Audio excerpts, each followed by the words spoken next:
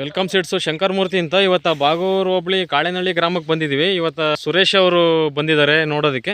ಸುರೇಶ್ ಅವರು ಇದ್ರ ಬಗ್ಗೆ ಭೀಷ್ಮ ತಳಿ ಬಗ್ಗೆ ನೀವು ಒಂಚೂರು ಮಾಹಿತಿ ಹೇಳಿ. ಪರವಾಗಿಲ್ಲ, ಭೀಷ್ಮ ತಳಿ ನಮ್ಮದು ಚನ್ನಪಟ್ಟಣ ತಾಲೂಕು ಬಾಗೂರು ಹೋಬಳಿ. ಭೀಷ್ಮ ತಳಿ ಈ ಸರಿಯ ಬಂದೈತೆ. ಈಗ ಬೀಜ ಎಲ್ಲ ಇಂಪ್ರೂವ್ ಮಾಡಿ ಕೊಟ್ಟಿರೋದಕ್ಕೆ ಬೀಜ ಎಲ್ಲ ಇಂಪ್ರೂವ್ ಐತೆ. ಈ ಸರಿಯ ಸತಿಗಿಂತಲೇ ಭಾರಿ ಚೆನ್ನಾಗಿ ಬಂದೈತೆ ಇಳುವರಿ. ಈಗ ಸಲಕ್ಕಿಂತ ಇಳುವರಿ ಆಗಿದೆ. ಸಲಕ್ಕಿಂತ ಈ ಸರಿ ಜಾಸ್ತಿ ಬಂದೈತಿ. ಈಗ ವರ್ಷ ಇಳುವರಿ 10-12 ಟನ್ ನೋಡ್ತಿದ್ರಿ. ಈ ವರ್ಷ ಎಷ್ಟು ಟನ್ ಬಂದಿದೆ? 20 ಟನ್ ಬಂದೈತಿ. 20 ಟನ್ ತನಕ ಇಳುವರಿ ಬರ್ತೈತೆ ಭೀಷ್ಮ ಬರ್ತೈತೆ.